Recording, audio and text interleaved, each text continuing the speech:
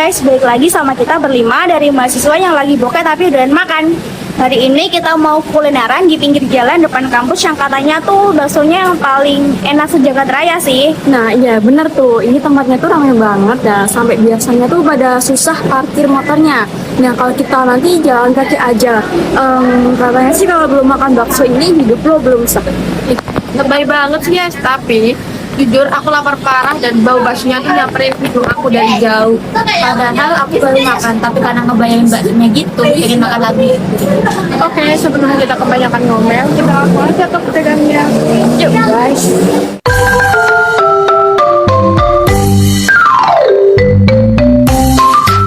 Nah guys, jadi kita udah sampai di tokonya. Kita langsung masuk aja. Halo Mbak, selamat siang. Ini baksonya lagi rame nggak Pak? Ya alhamdulillah mbak, lumayan rame pagi sampai malam. Oh iya Pak, ini baksonya udah jualan dari kapan sih kok kayak live Tahun 2002. baksonya itu bakso yang pertama aku juga ya Pak, soalnya itu tengah ada yang nggak kuat pedes. Oh ya, ada variasi. Ada yang biasa, ada yang setengah. Kalau ini yang tidak pedas juga.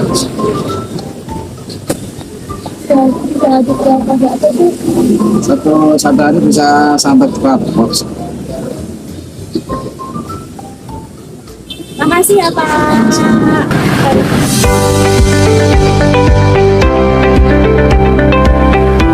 Nah jadi kita lagi nunggu pesanan kita datang guys. Kita udah gak sabar banget mau makan, soalnya baunya udah sampai sini.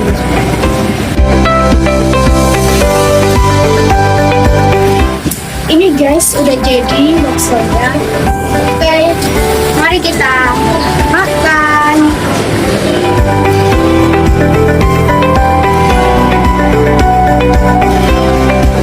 Nah, kita racik dulu ya guys, sesuai selera kita masing.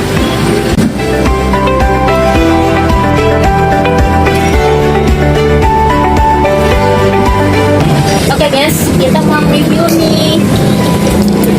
Selamat makan. Rasanya enak. Baksonya tuh menurut aku bakso terenak sedunia sih yang pernah aku makan. Enak banget.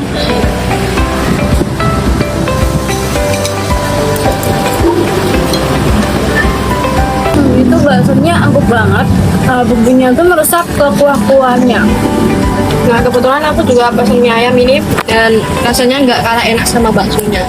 Aduh, pedesnya nempel ke otak gue, tapi nagih banget sih.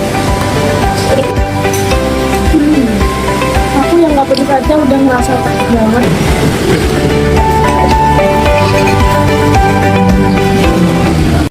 Oke guys, kita udah selesai makan, langsung ke rasanya.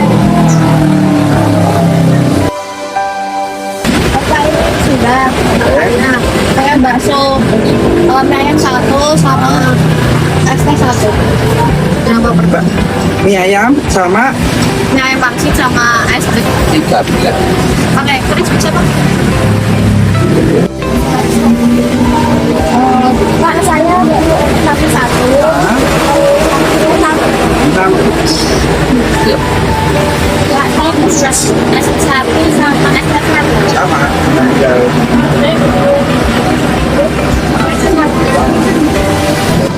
Pak, kabarnya kok ini banget ada rahasia dapurnya nggak sih Pak? Ya, bisa. Rahasianya.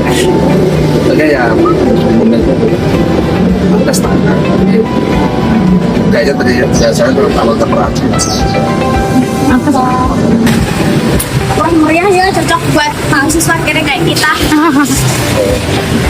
Pokoknya kalau coba bakso ini, soalnya rasanya nggak ada obat, enak banget, best. Wajib dicoba dengan harganya buat mahasiswa ya guys. Wajib. Bye bye.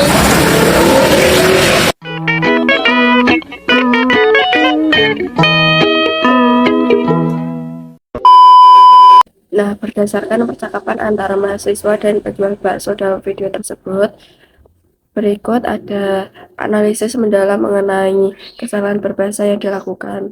Kami kelompok telah mengelompokkan setiap jenis kesalahan dengan contoh spesifik yang diambil langsung dari interaksi mereka.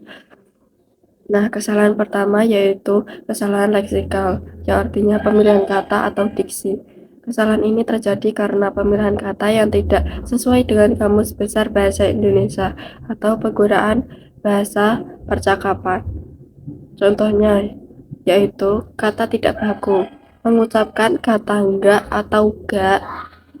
Yaitu analisisnya, dalam konteks leksikal baku, kata yang harus digunakan adalah tidak. Kata enggak adalah bentuk percakapan yang tidak memiliki tempat dalam ragam bahasa formal. Nah, contoh yang kedua ada penggunaan partikel, menggunakan kata aja. Analisisnya, kata ini merupakan bentuk tidak baku dari kata saja. Penggunaan kata aja sangat dominan dalam video tersebut sebagai penanda pembatasan, misalnya satu aja. Nah, yang kedua, kesalahan pragmatik, yang artinya kesesuaian konteks. Kesalahan ini melihat bagaimana bahasa digunakan dalam situasi sosial. Contohnya, yang pertama, register tidak sesuai. Mahasiswa menggunakan bahasa yang sangat santai seolah dengan teman sebaya. Analisisnya, meskipun akrab, dalam pragmatik bahasa Indonesia ada jarak sosial antara mahasiswa dan orang yang lebih tua yaitu penjual. Penggunaan kata-kata yang terlalu pendek tanpa kata sapaan yang hormat di setiap kalimat bisa dianggap kurang santun secara pragmatik. Nah, contoh yang kedua yaitu gangguan komunikasi atau noise. Berbicara sambil melakukan aktivitas lain atau suara lingkungan yang bising. Analisisnya, secara pragmatik, efektivitas pesan terganggu. Mahasiswa sering harus mengulang kata karena pesan tidak sampai dengan sekali ucap, yaitu kegagalan fungsi komunikatif. Nah, lalu ada kesalahan semantik. Kesalahan semantik sendiri adalah kesalahan yang berkaitan dengan makna atau arti yang mencakup kata, frasa, atau kalimat sehingga pesan yang disampaikan menjadi tidak logis, tidak tepat, menyimpang, atau menimbulkan makna yang keliru. Walaupun secara tata bahasa kalimat tersebut bisa saja sudah benar. Nah, berikut terdapat beberapa kesalahan atau ketidaktepatan. Langsung saja, di berikut adalah rincian kesalahan semantik dalam vlog tersebut. Yang pertama ada kontradiksi istilah. Dalam kalimat mahasiswa bokek tapi doyan makan, di awal video mereka memperkenalkan diri sebagai mahasiswa yang lagi bokek tapi doyan makan. Itu bisa dianalisis kesalahan semantik, terdapat pertentangan makna kontradiksi antara kata bokek dan aktivitas yang mereka lakukan. Penjelasan kata bokek dalam Kamus Besar Bahasa Indonesia itu sama sekali tidak punya uang. Jika secara semantik mereka benar-benar bokek, maka mereka tidak akan mampu melakukan aktivitas kulineran. Penggunaan kata ini lebih merujuk pada berhemat atau mencari yang lebih murah, bukan benar-benar tanpa uang atau yang disebut dengan kata bokek tadi. Nah, jadi kalimat tersebut bisa diperbaiki menjadi kami mahasiswa dengan uang pas-pasan yang hobi kulineran murah. Lalu yang kedua, ada ambiguitas kata. Pada kalimat nggak ada obat. Nah, menjelang akhir video, salah satu mahasiswa mengatakan bahwa rasa baksonya itu nggak ada obat. Itu bisa dianalisis kesalahan semantik. Kata obat secara denotatif berarti zat untuk menyembuhkan penyakit. Nah, penjelasan ini adalah pergeseran makna slang. Secara semantik, bagi orang yang tidak paham bahasa gaul masa kini, kalimat ini bisa membingungkan. Apakah baksonya mengandung racun sehingga tidak ada obatnya? Atau apakah ini penyakit? Padahal makna yang diinginkan adalah sangat enak hingga tidak ada tandingannya. Nah, bisa perbaikan kalimat seharusnya rasa baksonya sangat lezat dan sulit ditandingi. Lalu ada kesalahan referensi. salah satu mahasiswa menyebutkan bahwa pedasnya sampai menusuk ke otak gue. Itu bisa dianalisis. Masalah semantiknya yaitu kata menusuk ke otak merujuk pada organ yang bukan reseptor rasa pedas, sehingga rujukan maknanya itu keliru. Kepedasan yang dirasakan di lidah dan rongga mulut, lalu efeknya bisa dirasakan sebagai sensasi panas atau pusing di kepala. Nah, penjelasan secara semantik di kalimat ini adalah salah arah atau yang dikatakan dengan misplaced reference. Meskipun dimaksudkan untuk menggambarkan tingkat kepedasan yang luar biasa hingga memicu reaksi pusing atau sensasi panas di kepala, secara makna biologis dan bahasa, pedas tidak dialami oleh organ otak secara langsung. Dan jadi perbaikan kalimat yang benar seharusnya pedasnya nempel di lidah, rasanya sampai ke kepala. Nah, jadi kesimpulan secara keseluruhan dalam kesalahan semantik dalam vlog ini didominasi oleh penggunaan bahasa kiasan atau majas dan bahasa gaul yang menggeser makna asli dari kata-kata tersebut. Hal ini umum terjadi dalam konten kreatif untuk membangun kedekatan dengan penonton, meskipun jika dibedah secara linguistik terdapat ketidaksamaan makna. Baik teman-teman, sekarang mari kita membahas tentang bentuk-bentuk kesalahan morfologi dalam video.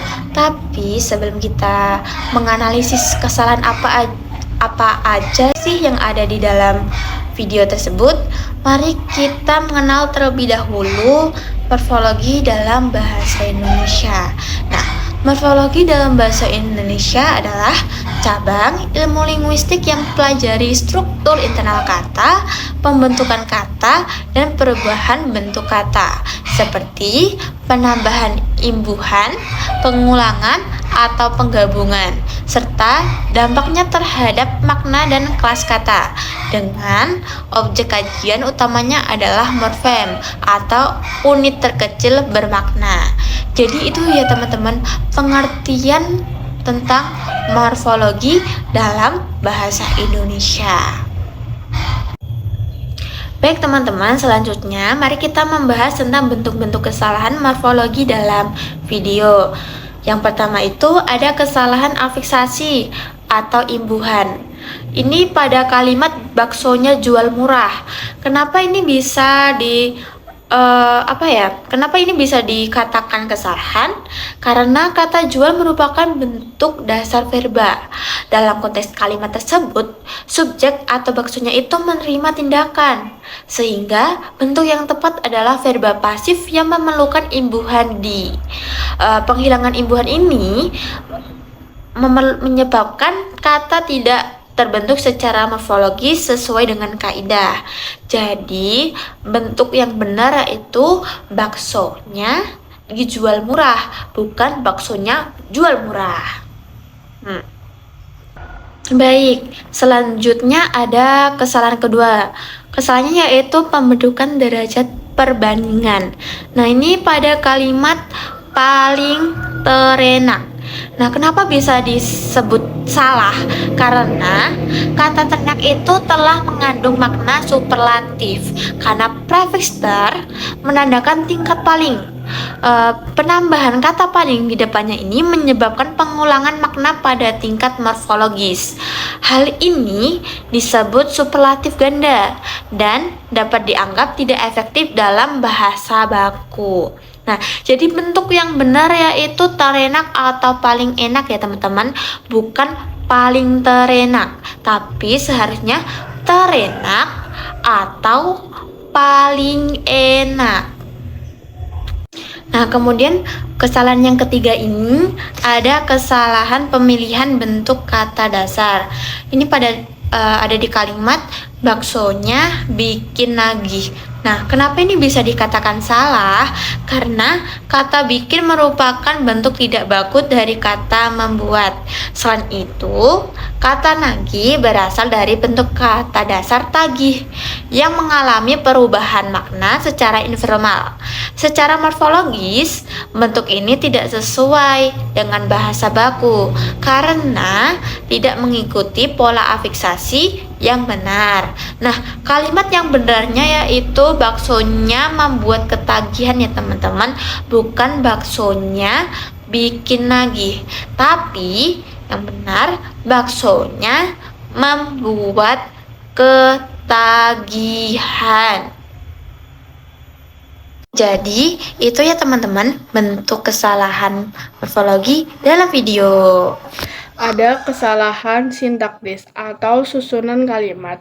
Nah, kesalahan sintaktis dalam video tersebut terlihat dari susunan kalimat yang tidak lengkap, sehingga fungsi subjek dan predikat seringkali tidak muncul secara jelas. Kalimat yang diucapkan umumnya hanya berupa potongan kata atau frasa. Namun, tetap dapat dipahami karena didukung oleh konteks situasi percakapan. Contoh pertama, kalimat minor atau tidak lengkap. Contoh kalimat yang ditemukan adalah Pak, satu ya. Secara sintaktis, kalimat ini termasuk kalimat minor, yaitu kalimat yang tidak memiliki unsur lengkap, khususnya predikat. Penutur tidak menyebutkan tindakan apa yang sedang dilakukan, sehingga secara struktur kalimat ini dianggap tidak baku. Jika dituliskan dalam bentuk kalimat lengkap dan sesuai kaidah bahasa Indonesia, seharusnya menjadi Pak, saya ingin membeli 1 porsi bakso. Dalam konteks transaksi jual beli, baik penjual maupun pembeli sudah memahami maksud dari kalimat tersebut. Oleh karena itu, unsur subjek dan predikat sengaja dihilangkan untuk mengefisienkan komunikasi. Hal ini menunjukkan bahwa kesalahan sintaktis terjadi karena pengaruh bahasa lisan dan situasi informal. Contoh yang kedua adalah pelesapan konjungsi. Contoh berikutnya adalah kalimatnya yaitu pedes banget pakainya saus. Nah, kalimat ini mengalami pelesapan konjungsi, yaitu hilangnya kata hubung yang seharusnya menjelaskan hubungan sebab akibat antara dua klausa. Nah, hubungan makna masih bisa dipahami, tetapi secara struktur menjadi kurang tepat. Nah, kalimat yang lebih lengkap dan baku seharusnya adalah rasanya sangat pedas karena saya menggunakan saus. Dalam percakapan sehari-hari, penutur sering menghilangkan konjungsi seperti karena, sehingga, atau maka, karena dianggap tidak perlu dan terlalu formal, akibat susunan kalimat menjadi tidak sesuai dengan kaidah sintaktis bahasa Indonesia baku. Sering terjadi gejala fonologi seperti penghilangan bunyi, perubahan bunyi, dan penggunaan dialek yang tidak baku.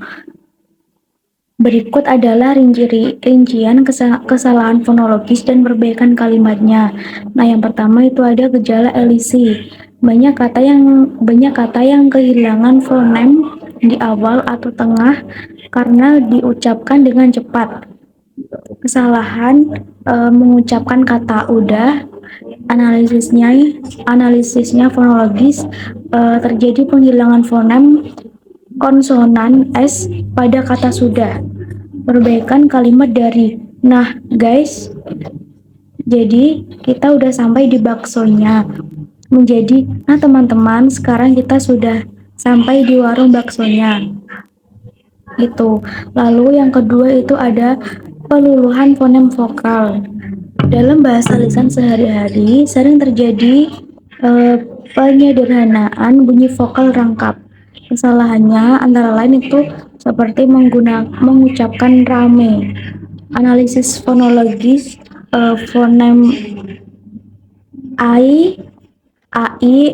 ramai menjadi fonem ai pada kata ramai berubah menjadi vokal tunggal e. Perbaikan kalimat dari nah itu tempatnya rame banget diperbaiki menjadi nah ini tuh tempatnya ramai banget. Secara keseluruhan, vlog ini sangat kental dengan fonologi dialek Jakarta atau gaul yang memang wajar digunakan dalam konten non-formal. Namun, jika digunakan dalam situasi resmi, perubahan-perubahan bunyi di atas dapat dianggap sebagai kesalahan pelafalan. Nah, demikian hasil analisis dari kelompok 6 mengenai kesalahan pragmatik, semantik, sintaksis, leksikal, fonologi, dan morfologi dalam percakapan sederhana antara mahasiswa dan tukang bakso. Semoga pemaparan ini dapat menambah pemahaman serta memberikan manfaat bagi kita semua. Terima kasih atas perhatian dan waktu yang telah diberikan.